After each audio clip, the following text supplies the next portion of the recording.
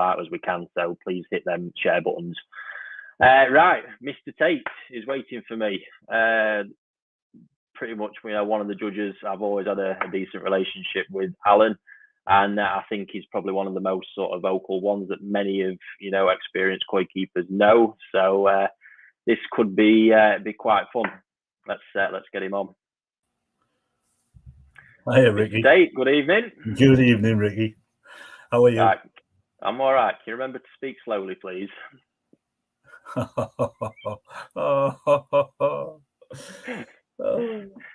And just one more question. Have you learnt what them big shiny yellow ones are yet? Kahatu, wasn't it? It was something like that, buddy.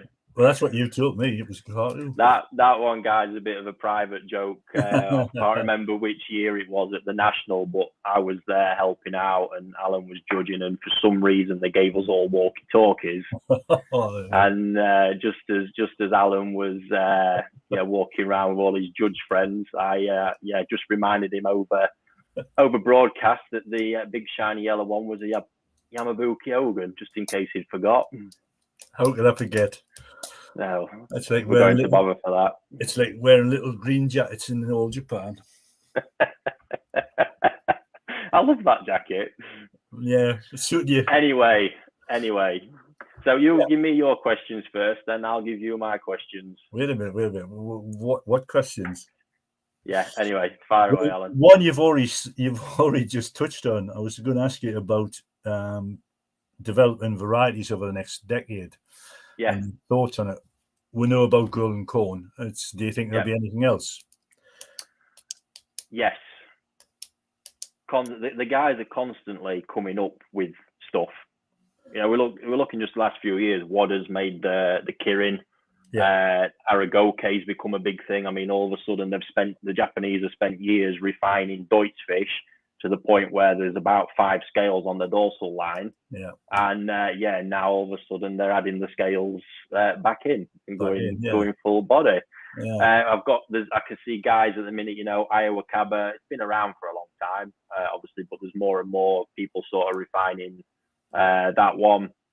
The same guy was doing a lot of the Aragoke stuff, Ikarashi Toshinobu. I mean, there's a thing to sort of transition the way things are moved.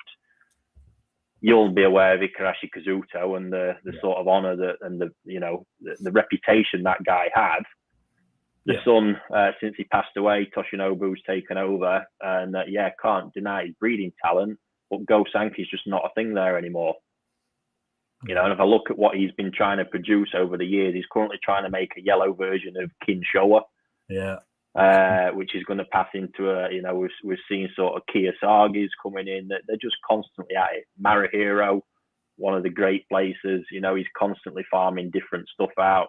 Just a simple one, obviously, Kim Matsubas have been around forever, but Ginrin Kim Matsubas, all of a sudden, boom, we've got them. So it's just constant. I think it just takes a long time some of them are just fads. As you'll no doubt see things crop up and they just disappear. But a lot of it, they're trying constantly. Yeah.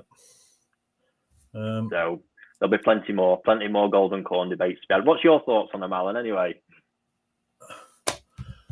At the moment, I'm still undecided. The really good specimens we've seen are very impressive.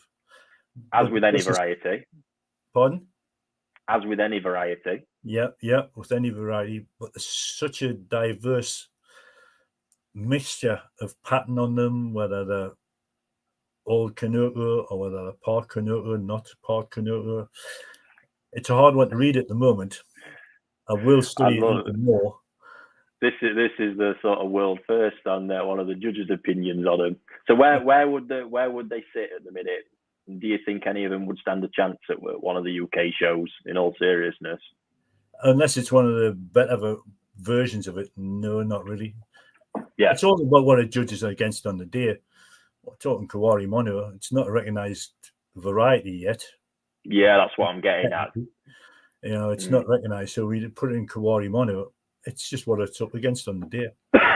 Yeah. And of the specimens you have that I've noticed in your place, good body shape on them, really good. That's Yeah, a big thing with them. And is that, do you think, from the Chiba bloodline in them, or what's your thought? I think all of it. Obviously, he's used a lot of Taniguchi in general. I've openly said this a lot of places. I admire him because his eye for parent fish is unbelievable. Yeah. You know, I think it's proven that in what he's produced with Golden Corn and how he's gone about it. Yeah. But for him, being a variety in Japan, if it's not competing on body and size, it's not really competing these days. So it'll have been a big thing for him from the outset. And yeah, using a 1 meter plus Chagoy, a lot of Karashi blood in there as well. Yeah. It's all there. Yeah, I was pretty impressed with their body shape. I think that could go a long way in a show. Yeah. I'll reserve judgment on it at the moment. Yeah, but it is the same as you say. That's the point I want to highlight from what we said. The best examples, and that I think that is the case with every variety. Yeah. When you see one that's really good, you can't deny its presence, really. Yeah, you can't.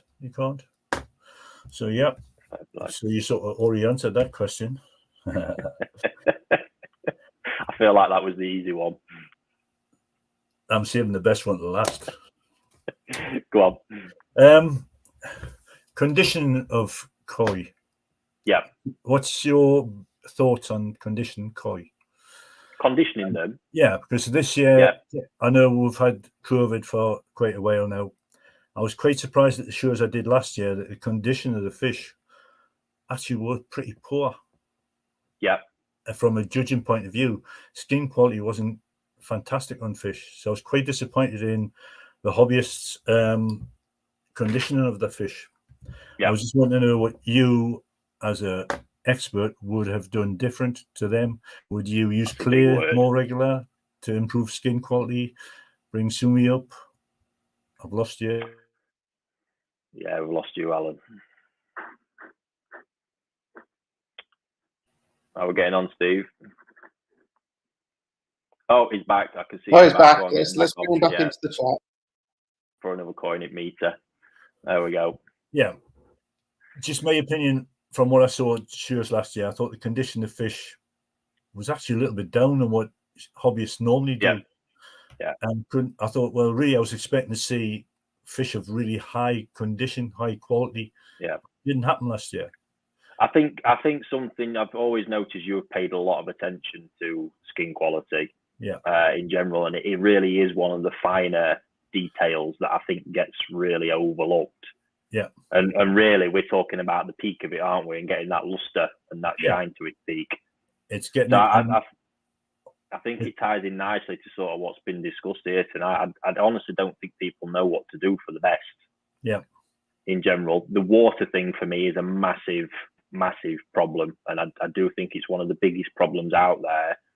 In general, at the minute, you know, it's all right. People just run a trickle in, trickle out. Yeah, great, but it's just not that simple. No. And you've really to get skin luster to its peak, you've got to sort of get them from the outside in and the inside out. So obviously that comes down to nutrition for a start. I think everyone sort of knows my views on this. There's a lot of shoddy sort of inferior foods on the market that really aren't up to doing a lot. At all, which is unfortunate. Market's flooded with them. How do you know what to trust, what to use, all the rest of it? You know, you're going to some places and it's guided by what they're making the most money on. It's guided by other opinions, which what are them opinions based on?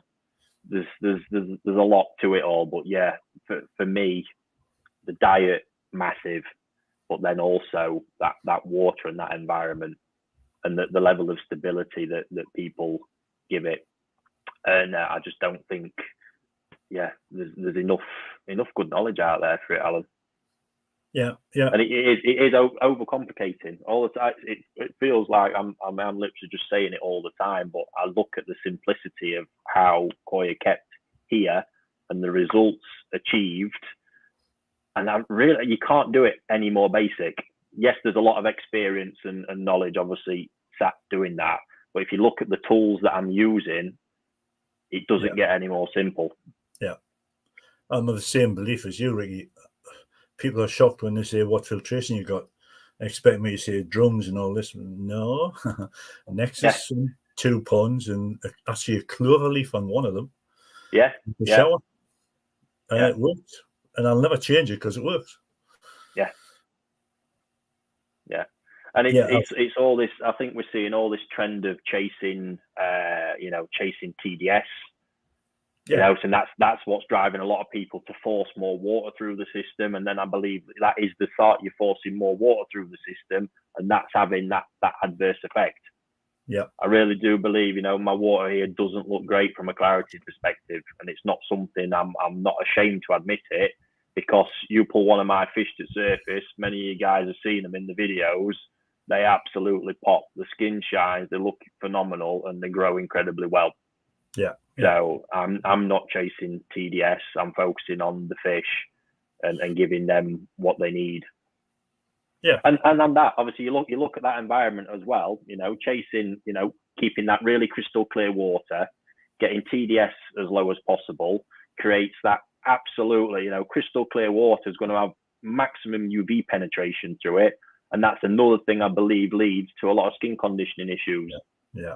Excessive amounts of UV then in crystal clear water. It's just, everything you're doing there, thinking you're doing the right thing, is absolutely doing the worst things for what you're talking about and getting skin to its peak.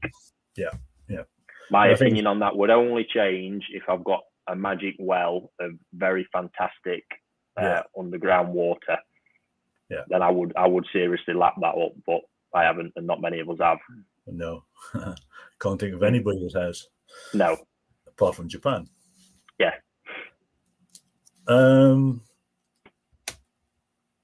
Question I've once asked you before, and it sort of relates to people's feeding habits during winter time and lower temperatures in their ponds of down to 8 degrees. Yeah. Digestive time for food through a fish at 20 degrees will be 1.5 hours, roughly. Well, I've always been guided. So again, I'm no scientist. I'm very good at blagging it. So the guys in Japan have been guided by this one, and this was one of them times when I was actually out there with Fujo, and it was his. I don't know where he got it from, but his thought process was that there's a very fine line. So his thought process is one I've always stuck with. 24, 25 degrees at their optimum. Certainly with Tosai, we're hitting every 2 hours. Yeah. As a really, really good time. Even just a slight drop off, hitting 22 and going below that, we're changing to every 3 to 4 hours, depending on the fish. Yeah. Dropping below that again, it's really not. Obviously, it's slowing right down. But at that point, you should never be in a position where you're chucking too much food at them anyway, because it's not the sort of temperatures or environment to. Yeah, I agree with you. It's just about keeping them ticking over. Again, it's when you see on forums fish being fed down at 8 degrees, you think, really? They're not going to starve. I've never seen a koi starve yet. And I just worry that the body shape goes to shit. Through overdoing it for sure, and it needs to be so minimal. They'll want food that time of year for sure, but it's just keep tick over once a day, few pellets in, happy days at that temperature. And again, you say this for body, I've really seen this with wheat germ food, and I've never used. It's been years since I have used them. That's why I don't anymore, because my experiences of using a wheat germ food, I couldn't believe how quickly the belly popped out. Yeah. It was just like they were carrying so much that all of a sudden the sort of like the solid nature of the fish I had just disappeared, and they were all just soft. Yeah. Soft and got really flabby underneath. And ever since then I've stayed away from it and just tend to look towards a food that is just low in fat. Forget the wheat germ side, just as long as it's low in fat, so they're not going to have too many issues with that versus the water temperature, and be guided by that one with the food. Yeah. Yeah. It's easy. So long as the fat can be melted, in essence, inside the fish, it's going to be safe.